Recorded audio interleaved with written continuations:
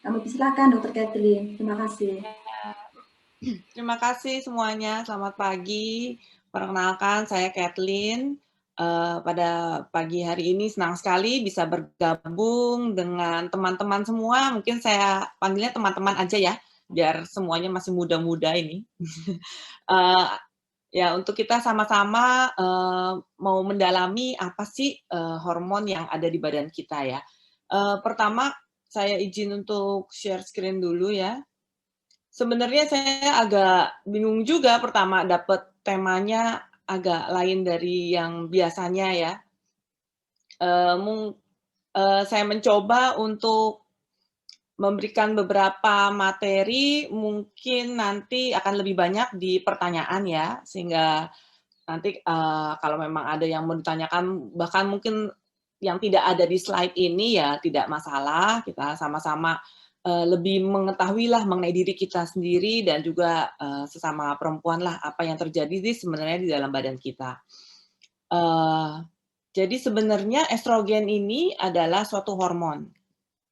Apa sih hormon itu? Hormon adalah suatu senyawa kimia yang dihasilkan oleh suatu kelenjar, yang kita sebut sebagai kelenjar endokrin, yang akan disekresikan ke darah dan kemudian dibawa ke jaringan-jaringan tertentu untuk menghasilkan efek fisiologi sebagai pembawa pesan. Jadi dia bekerjanya dari tempat dihasilkan dengan tempat bekerjanya itu berbeda, itu yang namanya hormon.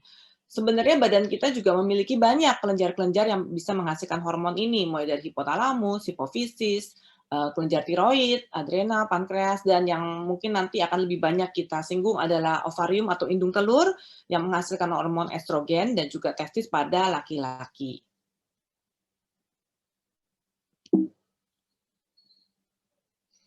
Nah, mungkin sebelumnya saya mulai dulu, sebenarnya bagaimana sih sistem reproduksi wanita? Ini kalau kita lihat dari samping ya, itu ada kandung kencing dengan di belakangnya adalah lubang kemaluan ya, yaitu nyambungnya ke vagina, kemudian ke mulut rahim atau serviks, kemudian ke rahim, dan kemudian di belakangnya adalah usus besar yang akan keluar lewat anus. Karena ini kalau dilihat dari luar, maka akan selalu ada 3 lubang yang berderetan, mulai dari lubang kencing, kemudian lubang kemaluan, dan juga lubang anus. Kalau kita lihat bahwa organ reproduksi wanita ini, semua wanita ya yang normalnya adalah ada lubang vagina yang kemudian akan nyambung ke serviks, kemudian nyambung ke rongga rahim. Semua wanita normalnya memiliki hanya satu rahim, tapi 2 saluran telur dengan 2 indung telur. Di mana indung telur atau ovarium inilah yang menghasilkan hormon-hormon. Nah, sebenarnya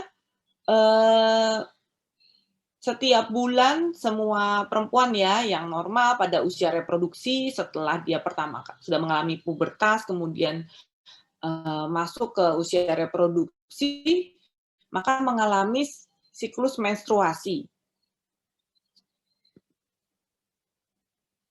Nah, siklus menstruasi sendiri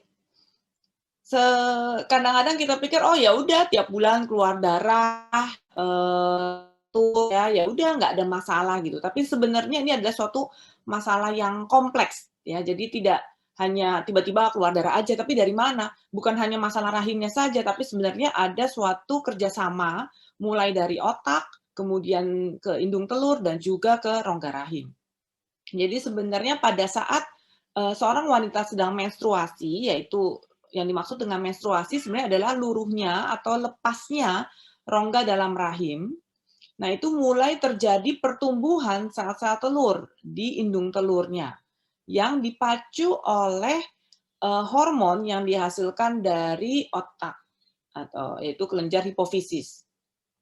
Hormon ini akan merangsang sel-sel telur yang masih tidur atau dorman, kemudian dia akan mulai berkembang, dan pada saat sel telur itu berkembang, dia akan menghasilkan hormon estrogen yang akan membuat rongga rahim itu menjadi bertumbuh. Ya, untuk menebal, masuk ke fase pertumbuhan. Kemudian setelah sel telur nanti setiap bulan normalnya hanya akan ada 1 sel telur yang matang, yang kemudian akan keluar dari indung telur dan disebut sebagai masa ovulasi atau yang orang suka bilang masa subur. Nah, kemudian setelah itu, estrogennya sudah agak mulai menurun sebenarnya dan berganti dengan hormon progesteron yang lebih tinggi, di mana di rongga rahim akan lebih banyak lendir-lendir, kelenjar-kelenjar yang melebar sebenarnya untuk mempersiapkan suatu kehamilan.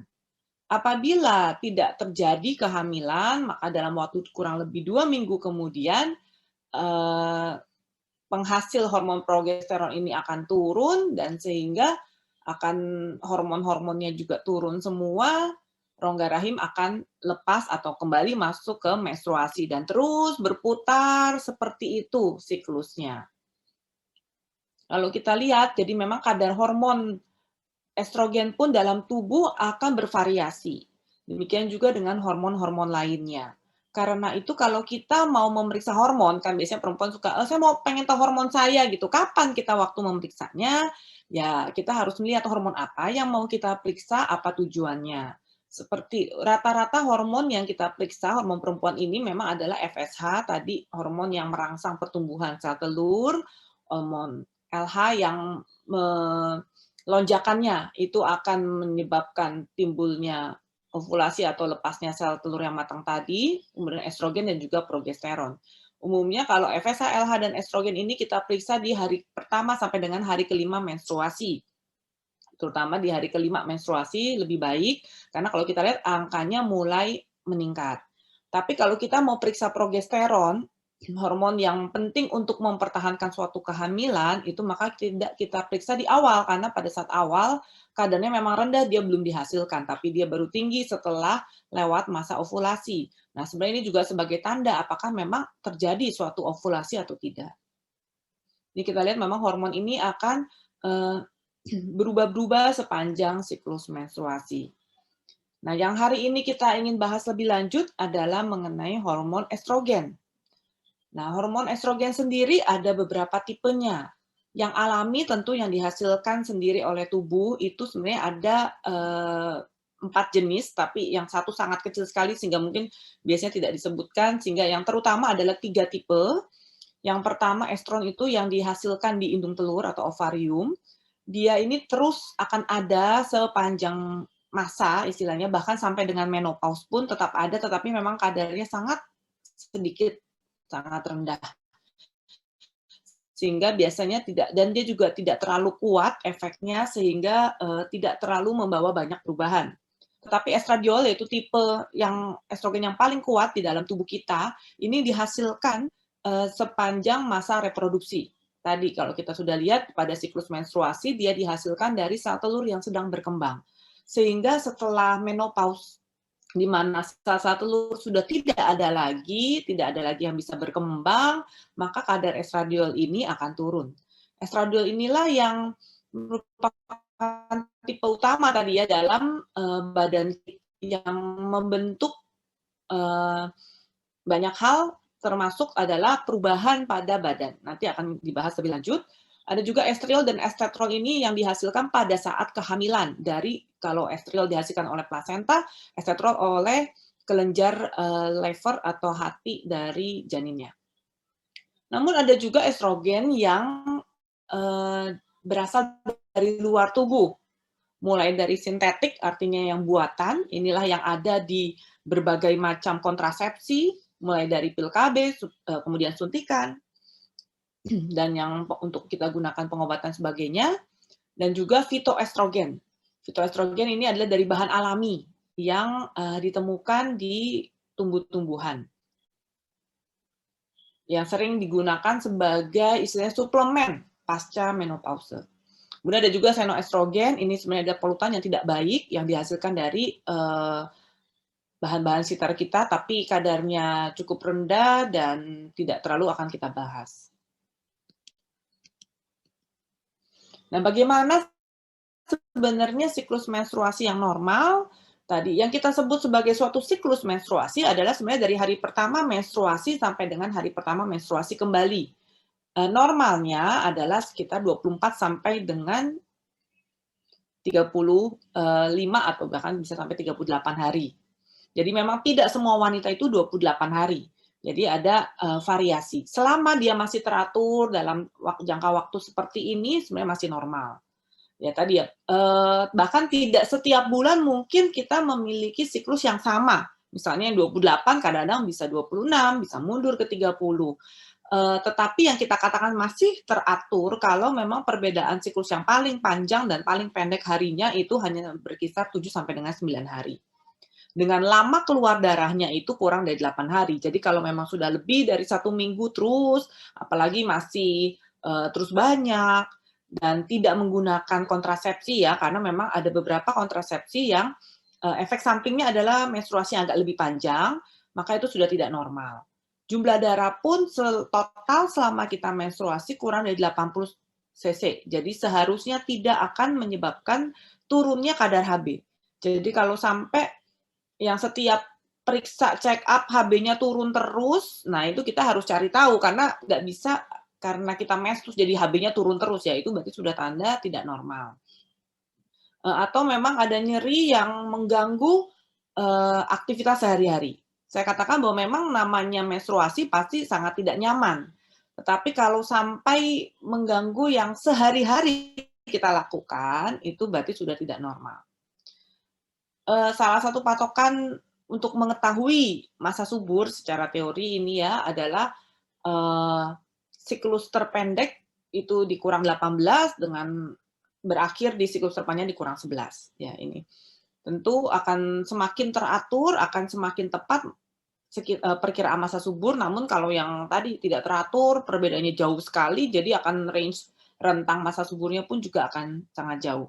Dan tentu untuk kita bisa mengetahui, setidak-tidaknya kita punya 3 siklus terakhir yang kita catat berapa panjang siklusnya.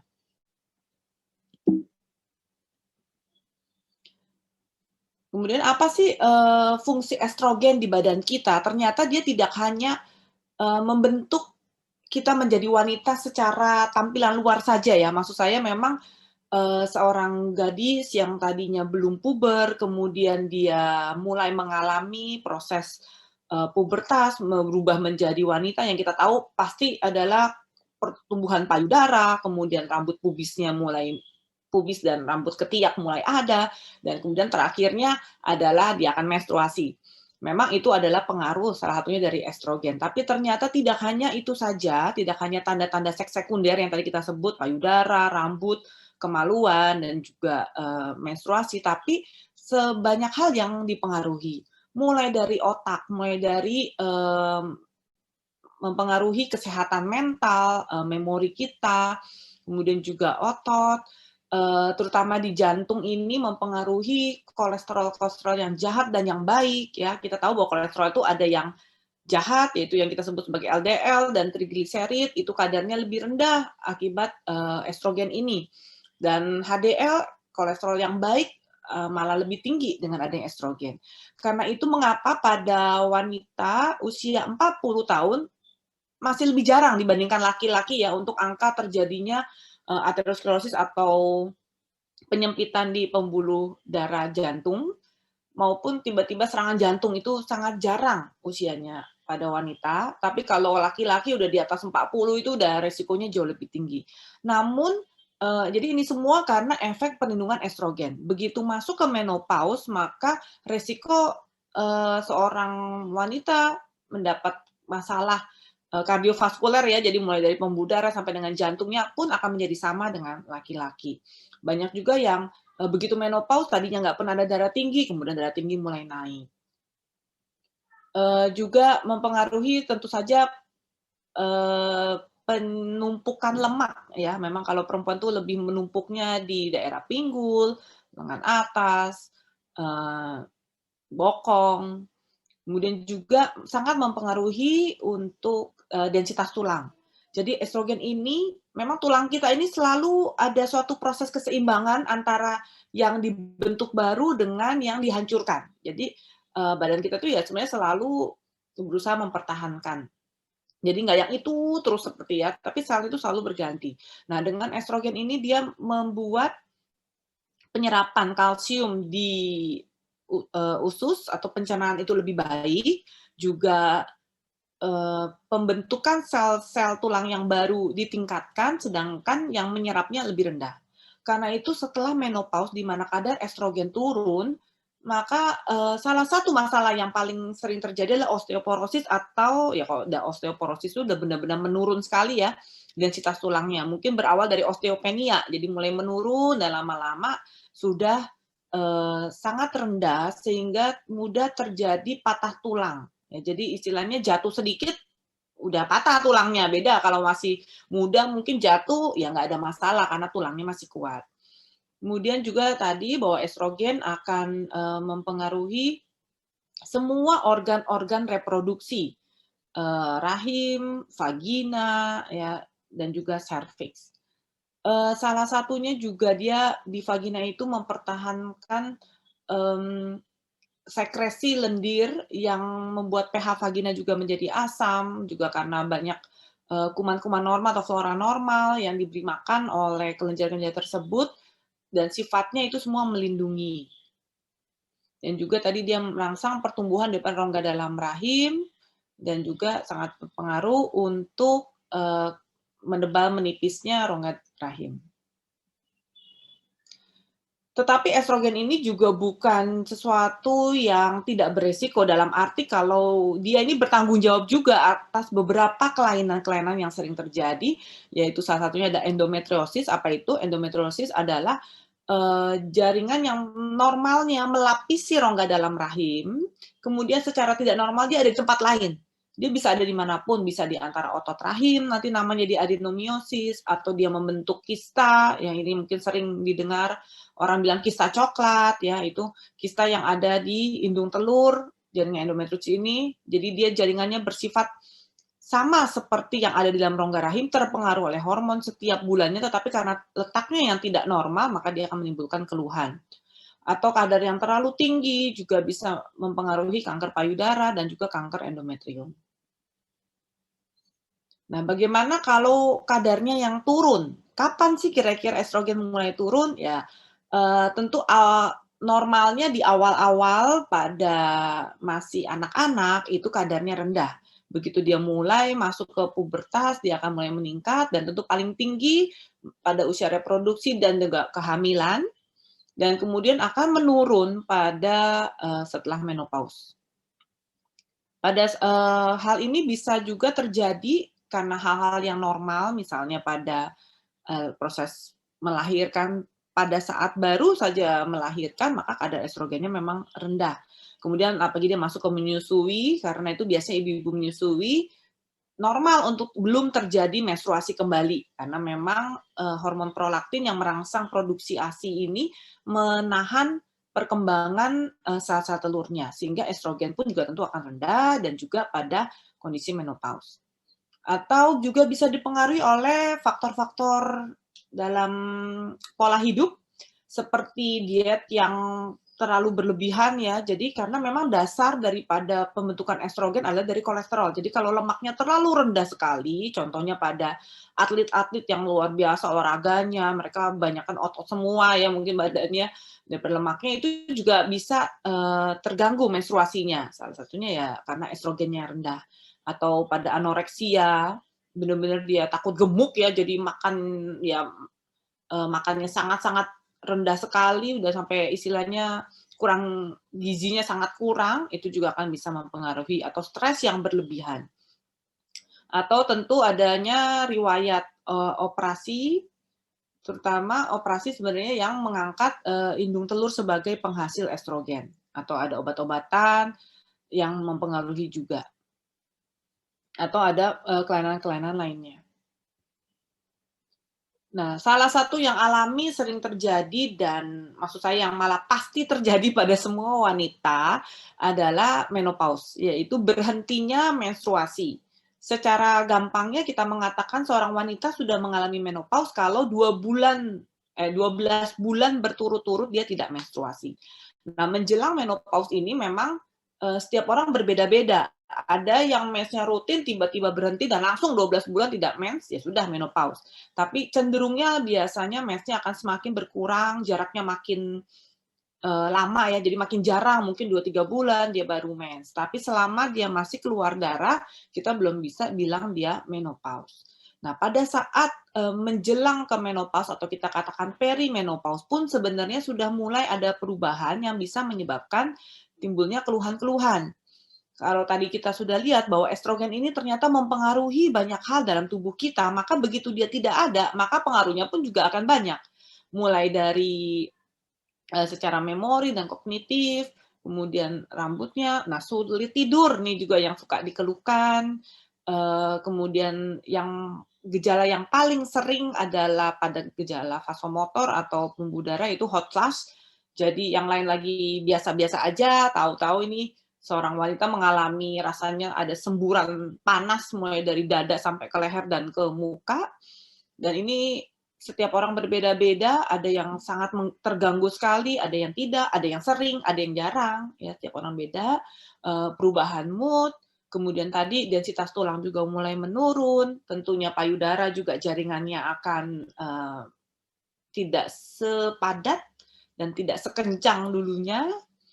Kemudian juga tentu menstruasi tadi ya sudah mulai berubah, dan karena estrogen juga mempengaruhi pada saluran vagina yang berdekatan juga biasanya ada keluhan-keluhan dari segi urin, karena memang otot-otot juga mulai menurun, sehingga kekuatan otot dasar panggul karena faktor aging juga ya itu menurun, akan ada keluhan-keluhan masalah buang air kecil.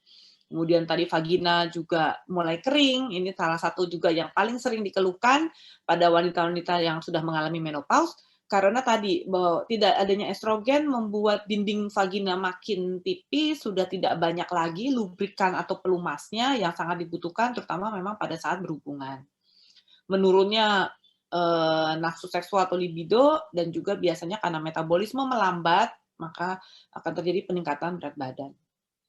Salah satu apa yang harus kita lakukan, ya sebenarnya itu ada suatu alami yang akan terjadi. Namun kalau memang ada indikasinya, ya ini tentu harus dikonsultasikan juga karena setiap orang akan berbeda. Apakah kebutuhan harus memberikan hormon itu juga berbeda dengan berbagai resikonya. Ya intinya, kalaupun seseorang memutuskan untuk mendapat terapi suli hormon, artinya setelah menopause kemudian dia tetap minum hormon sintetik ya untuk mempertahankan kadar estrogennya, maka tentu akan ada resiko-resiko juga, yaitu yang secara garis besar ya bisa pusing, mual yang paling sering, kemudian juga merasa perutnya kembung, tidak nyaman, sering kram, bisa juga ada spotting ya, jadi hanya flek-flek saja keluar dari vagina atau bahkan mungkin keputihan atau lendirnya lebih banyak. Kemudian kenaikan berat badan umumnya disebabkan oleh tertahannya air ya, fluid retention, dan juga rasa tidak nyaman di payudara, terutama kalau memang dia sudah lama menopause, kemudian tiba-tiba dia mau minum hormon ya, ini biasanya keluhan-keluhannya akan lebih muncul. Dan secara efek jangka panjangnya, karena semua hormon akan di metabolisme di lever, maka harus sangat berhati-hati juga untuk levernya, juga resiko pembekuan darah meningkat, terutama kemudian juga kanker baik payudara, ovarium maupun kanker endometrium ya terutama pada rahim juga akan bisa meningkat, kelainan tiroid juga maupun timbulnya penyakit darah tinggi. Sehingga untuk pemberian hormon setelah menopause harus benar-benar kita pertimbangkan banyak hal. Ya, demikian dari saya. Mungkin tidak terlalu panjang, tapi saya berharap bisa ya membukalah untuk sambil kita akan masuk ke pertanyaannya, tanya jawab ya. Oke, Dr. Kathleen, terima kasih untuk sesi hari ini, sudah bagi-bagi ilmunya banyak banget buat kita. Kita sekarang akan masuk ke dalam sesi tanya jawab, Dok. Ini udah banyak banget yang masuk ke saya. Yang pertama ini, Dok. Anak saya usia 20 tahun, wanita tentunya. Setiap kali mengalami menstruasi sampai kesakitan yang luar biasa dan lemas. Jadi sampai minum painkiller. sampai tidur seharian, bahkan bolos kuliah 2 hari begitu. Apakah ini tanda-tanda ada organ-organ dalam yang tidak beres atau kelainan apa ini, Dok? Terus bagaimana pengaruhnya untuk nanti proses kehamilannya di masa yang akan datang? Begitu, Dok. Oke, ya terima kasih untuk pertanyaannya. Jadi seperti tadi saya katakan, memang kalau nyerinya itu sampai mengganggu aktivitas, tentu pada kasus ini ya dia sampai nggak kuliah gitu, itu udah pasti tidak normal. Nomor satu kita harus melihat dulu apakah ada masalah pada organ kandungannya. Jadi memang saran saya sih tetap periksa dulu. Yang kita lakukan adalah USG. Memastikan tadi, salah satu penyebab yang paling sering menyebabkan nyeri menstruasi, ya pertama gini, kita bagi juga ada 2 sih. Apakah nyeri menstruasi ini sudah terjadi sejak awal dari pertama kali dia dapat mens? Itu biasanya lebih ke arah bawaan badannya ada karena proses pada saat menstruasi itu kan pembuluh darahnya berubah, pengaruh hormon dan sebagainya, itu bisa menimbulkan nyeri. Tetapi yang harus lebih berhati-hati pada yang sekunder. Jadi tadinya nggak apa-apa, baru belakangan ini dia lebih nyeri. Nah itu kita harus cari, tahu jangan-jangan ada masalah lain. Salah satu yang paling menonjol adalah endometriosis tadi, yaitu jaringan yang ada di dalam rongga rahim, kemudian secara tidak normal dia ada di tempat lain, bahkan bisa sampai membentuk kista endometrioma itu. Jadi biasanya kan orang-orang udah tahu tuh, waduh kalau sakit mens jangan-jangan punya kista nih.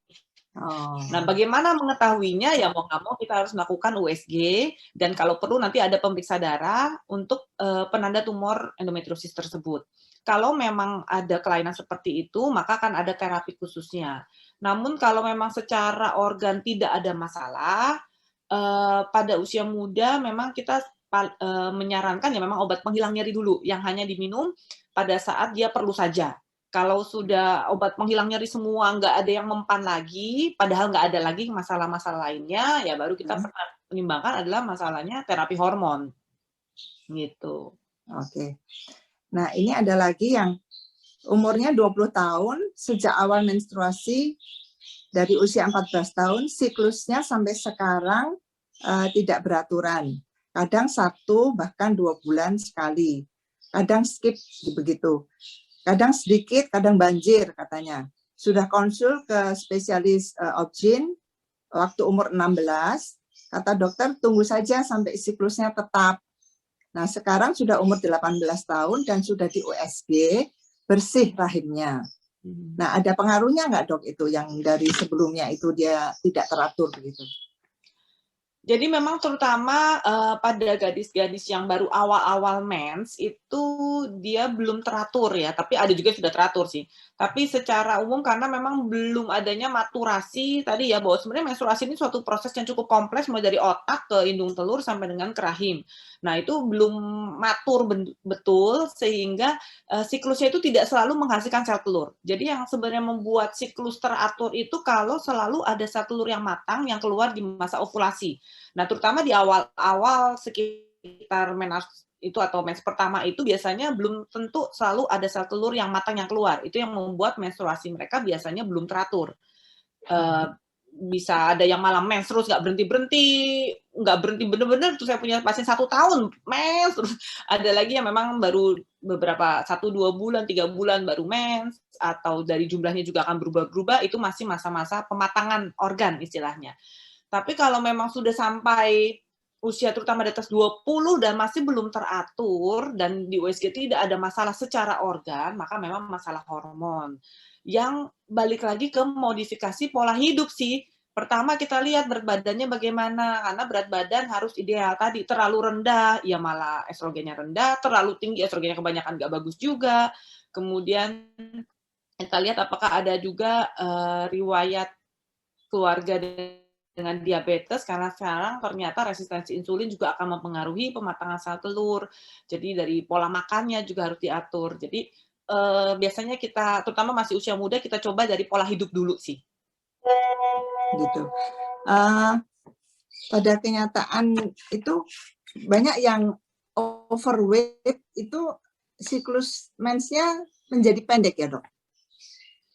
Biasanya sih Betul, malah lebih banyak yang malah panjang ya.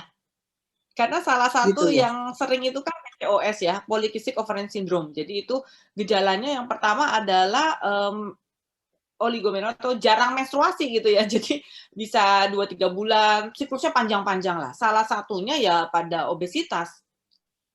Oh ya, maksud saya jangka waktu menstruasinya biasa kan seminggu dia menjadi 4 hari gitu-gitu dan sedikit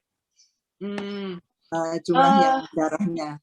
Tapi begini, sebenarnya jumlah mens itu tidak mempengaruhi kesuburan ataupun hormon secara langsung, kecuali memang dia cuma ngeflek aja gitu ya, maksudnya pakai panty doang udah selesai, itu udah pasti nggak normal. Atau dia bergumpal-gumpal nih, jadi memang mens yang normal itu malah dia encer, karena dia ada anti pembekuan di rahim. Tapi kalau udah sampai gumpal-gumpal kayak api gitu, itu malah sebenarnya udah nggak normal, terlalu banyak. Tapi kalau selain itu, sebenarnya ya kadang-kadang agak jumlahnya setiap bulan, sama warnanya juga suka beda-beda gitu ya, itu sih nggak masalah. Lebih penting kita lihat sebenarnya siklusnya. Jadi ya tadi, jarak antara mulai mens sampai mensnya lagi itu berapa lama. Gitu. Oke. Ini terkait dengan COVID nih, Dok.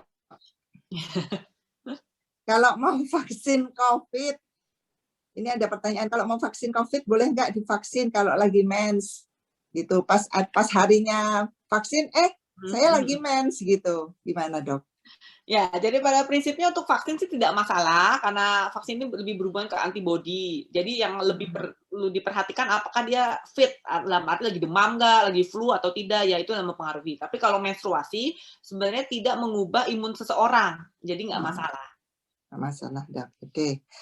Ini ada pertanyaan lagi, Dok. Untuk penggunaan menstrual cup, mungkin kayak dimasukkan gitu ya, Dok? Nggak pakai panty begitu, itu sebenarnya cukup aman tidak, Dok? Ya, memang ini kalau secara lingkungan sih lebih baik ya, karena kan kita nggak perlu mengurangi buang-buang pembalut ya sebenarnya. Go green. Ya yang penting adalah, jadi sebenarnya sih dia aman, nggak masalah. Cuma balik lagi ke, itu kan bahannya biasanya latex ya, jadi dikatakan kalau memang alergi, ya berarti dia nggak bisa, harus sekarang sih banyak macam-macam bahan. Cuma agak susahnya mungkin mencari ukuran yang pas ya sebenarnya, karena dikatakan ya antara yang udah punya anak lahir normal sama yang belum itu kadang-kadang bisa beda. Dan tentu menstrual cup ya dianjurkan kalau yang sudah pernah berhubungan ya. Jadi kalau gadis-gadis sih sebenarnya bisa, tapi lebih beresiko karena masukin lewat himen itu nanti tahu-tahu robek himennya. Jadi dianjurkan sudah berhubungan saja yang pakai menstrual cup. Tapi nggak masalah, yang penting tetap harus dijaga kebersihannya sih. Karena tetap kita, memang vagina itu tidak steril ya. Jadi memang saya bilang penis yang masuk aja nggak pernah disterilin tuh ya. Jadi nggak masalah, tapi kan tetap harus bersih gitu. Oke, Dok. Masalah menstruasi kayaknya cukup nih. Kita mau agak seru nih, Dok. Masuk ke hubungan seksual. Ada seorang wanita 40 tahun, Dok. Masih mengalami menstruasi, sudah punya anak. Tapi sebetulnya dari sejak menikah, setiap kali mengadakan hubungan intim dengan suaminya, dia merasa kesakitan, baik sebelum maupun sesudah melahirkan. Jadi sampai sekarang nih, Dok.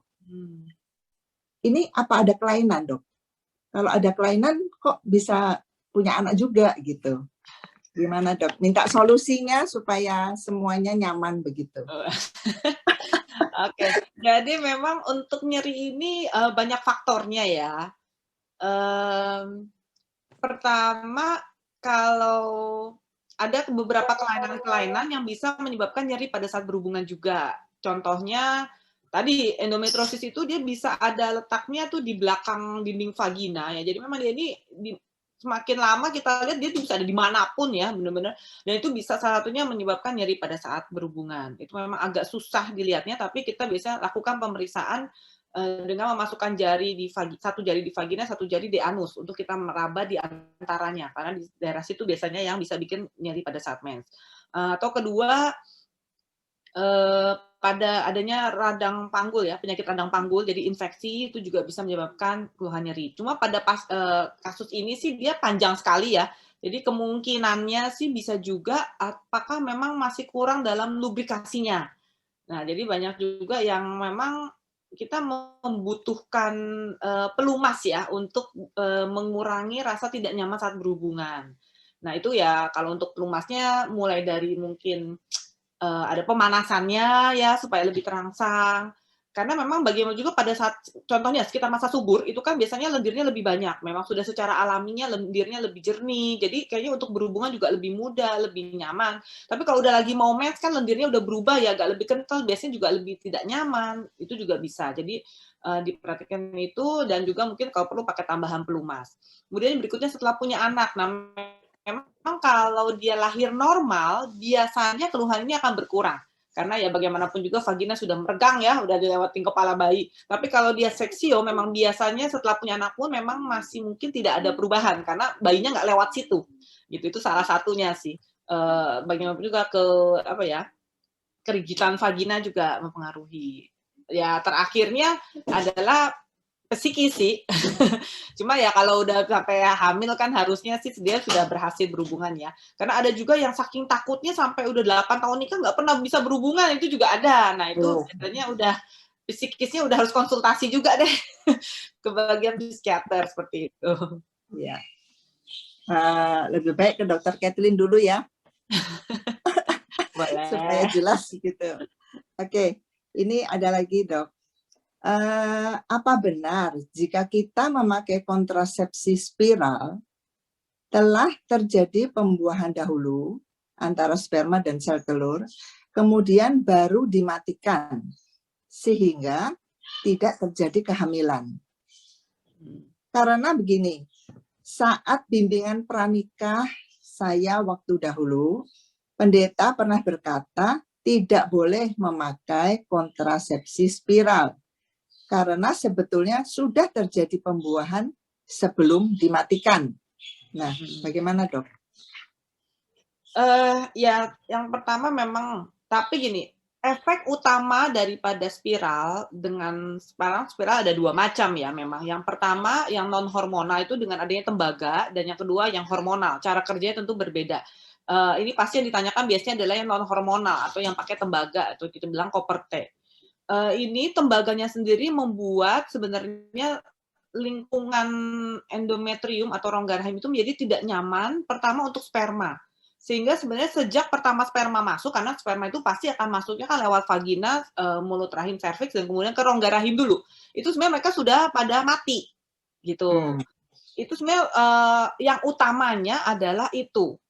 Kedua, memang kalaupun sampai ada sperma yang berhasil menembus, itu dan kemudian terjadi pembuahan dan kemudian jalan, lingkungannya juga tidak nyaman untuk dia nempel. Sehingga ya memang itu cara mencegah. Tapi efek utamanya sebenarnya adalah sudah tidak nyaman dulu untuk sperma. Jadi bukan seperti itu. Tapi yang efek kedua ini kenapa saya katakan memang karena gini, salah satunya kontrasepsi darurat misalnya takut ini salah satunya memang bisa kita pasang langsung spiral, udah dia berhubungan takut hamil gitu ya. Kan ada sekarang memang pil kontrasepsi darurat atau salah satunya langsung pasang spiral. Tetapi lagi-lagi memang semua kan tidak ada yang 100%. Gitu ya. Gitu. Tapi apakah jadi itu suatu aborsi? Ya jawabannya sih tidak. Tidak ya. Oke. Ini dok, kita masuk ke hormonnya dok. Anak perempuan saya usia 19 tahun, tapi mempunyai payudara yang kecil, yang tidak sesuai dengan porsi tubuhnya. Apakah bisa diberikan obat yang berisi estrogen dok untuk membesarkan payudaranya begitu?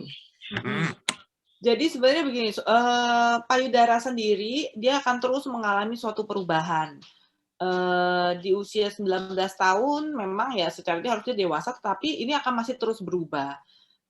Sarannya adalah ya dari penelitian sih tidak terbukti juga pemberian estrogen akan memperbesar payudara, malah efek-efek lainnya yang kita harus pertimbangkan. Jadi tidak pernah disarankan pemberian hormon estrogen untuk memperbesar payudara, kecuali memang dia ada masalah, misalnya maaf ya pada sindrom Turner itu memang secara kromosomnya dia tidak normal ya, 45X0 itu memang estrogennya rendah. Nah, kita mau membuat dia ada tanda seks sekunder, kita bisa memberikan. Tapi kalau pada wanita yang normal, hanya untuk memperbesar payudara, tidak kita sarankan, dan juga sebenarnya tidak terbukti. Dan ini sebenarnya pun masih bisa berubah nanti setelah waktu dia hamil, menyusui, ini juga akan masih bisa berubah kok. Seperti itu. Kalau memang mau ya jadi gede banget, ya itu bisa ke dokter bedah plastik sih. Disarankan dok suntik silikon? Enggak juga. Ya, maksudnya intinya jangan dulu lah kalau untuk terapi-terapi, karena ini masih bisa berubah juga seiring usia ya. Nanti kita lihat. Ini dok.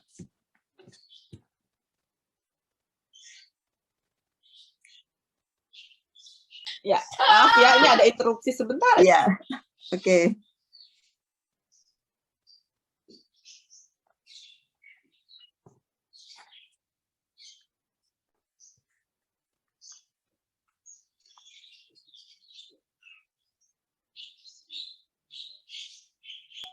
Ya, maaf ya, saya punya dua laki-laki ini emang. Oke. Gini dok, dengan bertambahnya usia dan menopause, kulit menjadi kering dan kusam. Meskipun sudah memakai krem dan body lotion, sepertinya kurang membantu. Tetapi ada beberapa orang ditemukan kulit wajahnya ada yang bagus aja gitu, meskipun memasuki usia senja.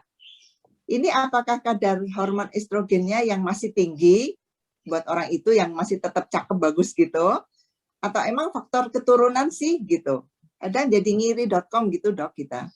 Terus apakah solusinya yang buat kondisinya yang tidak baik begitu? Apakah mesti suntik hormon atau bagaimana dok? Ya, jadi memang tadi estrogen itu memang ada hubungannya juga dengan kolagen nih. Jadi memang begitu menopause ya kolagennya menurun, proses aging juga, jadi ya pasti kan kerut-kerut semua udah mulai meningkat. Tetapi ya tadi kembali lagi ke memang kalau kita minum terapi suli hormon yang ada estrogen tentu ya, estrogen sintetik ini yang paling kuat sih soalnya. Ya semuanya akan membaik, tetapi balik lagi kepada resiko-resikonya. Karena dengan pemberian estrogen jangka panjang bisa resiko untuk terjadinya tadi clotting atau pembekuan darah ya itu juga lebih tinggi. Kemudian harus hati-hati juga kalau apalagi udah punya riwayat keluarga dengan kanker payudara dan semuanya itu malah nanti memacu timbulnya kanker juga apalagi pada terlalu lama. Dan biasanya dosisnya kita berusaha serendah mungkin. Nah, kalau untuk masalah tadi ya tergantung kan kepada nutrisi lagi ya. Misalnya dia menggunakan mungkin sekarang ya banyak lah minum kolagen dan sebagainya, itu tentu pasti akan mempengaruhi juga. Meskipun lagi-lagi bawaan orang memang berbeda. Ada yang kulitnya memang lebih mulus, ada yang lebih gampang jerawatan gitu. Tapi kalau untuk pengobatan terapi suli hormon supaya kulitnya muda terus ini ya agak beresiko juga ya, jadi mungkin lebih baik dari nutrisinya ya kayak sekarang banyak loh nutrisi kolagen ya, memang ini masih perdebatan juga sih seberapa efeknya kalau dia diminum dan sebagainya. Tapi intinya adalah kita mau aging gracefully ya, maksudnya kan juga kita nggak mau apa ya menyangkal umur ya, pokoknya yang penting supaya kelihatan ini yang tapi kita udahannya dalamnya sakit-sakit nggak apa-apa kan nggak juga gitu. Oke. Mungkin perawatan lah yang penting juga. Kalaupun minum kolagen itu kan juga nggak instan ya dok hasilnya kan. Mesti ya, tunggu juga waktu. menurut saya masih kontroversial juga ya. Nggak ada salahnya, tapi seberapa sampai efeknya itu juga tiap orang pasti beda-beda. Oke. Ini lain lagi dok. Ada beberapa anak cewek yang ditemui punya sifat dan gaya penampilan yang tomboy itu dok. Kayak laki-laki gitu, bahkan pakaiannya, penampilannya persis laki-laki. Nah itu apa bisa diterapi dengan hormon estrogen supaya dia menjadi normal? Selain dari kejiwaannya ya dok ya? Jadi ya kita harus lihat juga sih, kita nggak bisa mengatakan kalau dia kayak laki-laki nih jangan-jangan kenapa ya. Memang balik lagi sih kalau mau tahu pasti periksa hormonnya ya. Maksudnya ini beneran perempuan apa laki-laki misalnya gitu. Kalau memang dia udah jelas 46 XX berarti perempuan murni tulen nggak ada yang kelainannya, ya berarti itu hanya pembawaannya aja dan tidak perlu kita memberikan hormon, karena seharusnya kalau memang dia perempuan juga secara hormon-hormonnya semua udah oke. Apalagi tadi ya, meskipun tampangnya cowok banget, tomboy, tapi menstruasi lancar, payudara ada, rambut pubis ada, semuanya oke, ya berarti nggak masalah.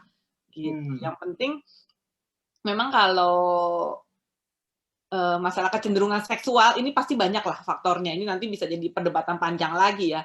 Karena tidak hanya secara genetik itu ya udah perempuan, tapi masalah dalam perkembangannya dan sebagainya itu yang juga akan bisa mempengaruhi. Menurut saya sih tidak perlu memberikan. Lebih baik mungkin kita malah lebih ke arah istilahnya terapi perilaku, ya kita tanyakan kenapa, kita cari tahu lah penyebabnya. Seperti itu. Kompleks ya dok ya itu memang. Ya.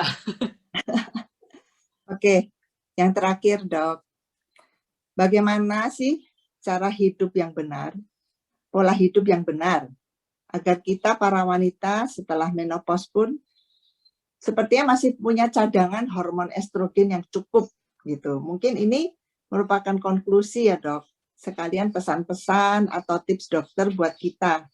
Mari silakan dok. Nah, jadi memang begini, selalu pertanyaannya bagaimana kita menunda menopause ya? Aduh, kalau saya pribadi juga pengennya nih ya, mens terus, sampai 60, 70 kalau bisa kita mens terus gitu kan. Karena kita udah lihat tuh, begitu estrogen nggak ada, kemana-mana gitu ya.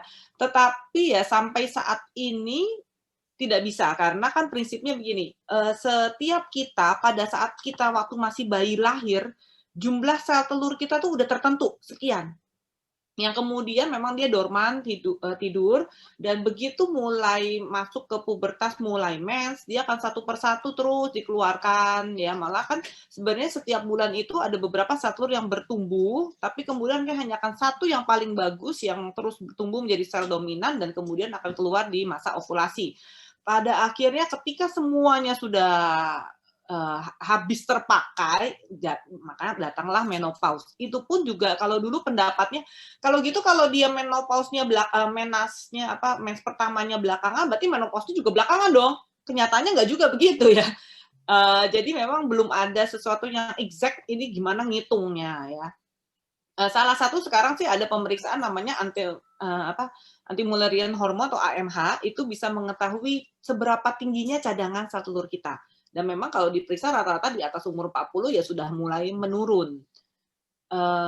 Balik lagi ke bagaimana tadi pola hidup kita sih. Tetap disarankan seperti bagaimana untuk mempertahankan. Nah, satu lagi mengenai tulang ini juga. Kita kan, minum kalsium dan segala macam. Tapi ternyata secara teori, densitas tulang ditentukan tuh bahkan sejak awal di pubertas itu. Jadi kalau kita punya anak-anak perempuan nih, itu justru malah dia harus nabung kalsiumnya di situ, bukan di kita yang udah mau menopause 40, 50 nih baru nabung kalsium ya. Ternyata itu lebih penting justru pada saat awal. Nah, kadang-kadang namanya gadis-gadis malah banyak pikiran ya. Saya juga pas denger ini langsung mikir, aduh dulu saya malah takut gendut tuh, zaman-zaman mau puber tuh, nggak mikir mau tinggi mau apa ya, pokoknya makan jangan banyak-banyak, maunya yang saya suka aja, tapi jangan sampai gendut gitu ya. Nah, padahal justru di situ adalah pentingnya dia sudah langsung nabung densitas tulang. Apalagi kadang-kadang kebanyakan anak kan ya pola makannya belum tentu suka susu, kemudian juga makan kita kan juga nggak terlalu banyak tinggi kalsiumnya ya, jadi itu harus lebih diperhatikan bahkan sejak dia masih sekitar sebelum pubertas. Kemudian ya setelah itu kita balik ke pola hidup sehat, tetap harus ada olahraga rutin, bahkan setelah menopause pun untuk bisa mempertahankan densitas tulang supaya jangan terlalu turun, itu tetap harus ada olahraga minimal 30 menit selama 2-3 kali dalam seminggu. Dan dikatakan akan lebih baik kalau memang ada sedikit weight bearing ya, jadi kalau cuma jalan doang katanya kurang efek tuh. Harus ada yang lebih berbeban gitu ya, tapi tentu saya nggak bilang suruh angkat beban berat-berat ya, tapi mungkin yang agak lebih ringan, tapi itu akan lebih efek daripada hanya sekadar jalan saja. Renang juga katanya kalau untuk densitas tulang nggak terlalu pengaruh juga, jadi lebih ke arah yang ada bebannya sedikit olahraganya. Kemudian ya pasti pola istirahat, semua itu akan mempengaruhi. Jadi, pola makan yang baik ya, jadi kurangi lemak-lemak yang tidak baik, karena lemak ini kan sekarang ada yang jahat, ada yang tidak ya. Jadi makanan pun juga ada yang lemaknya baik, ada yang tidak baik. Yang kita kurangi justru yang ya lemak-lemak tidak baik. Gula terlalu berlebihan juga tidak baik. Seperti itu. komplit, Dok. Oke, terima kasih banyak Dr. Kathleen untuk semua penjelasannya. Kayaknya kita udah penuh nih pemaparannya dari dokter. Yang pasti akan sangat bermanfaat bagi kami ibu-ibu dan nona-nona yang mendengarkan saat ini. Tuhan Yesus memberkati pekerjaan dokter, kesehatan, pelayanan, seluruh keluarga dokter diberkati. Amin. Terima kasih sekali lagi ya, Dok. Waktu dan tempat saya kembalikan kepada host. Mari. Puji Tuhan, terima kasih Dr. Kathleen, Cifang, buat sharingnya pada pagi hari ini. Sungguh-sungguh sangat memberkati.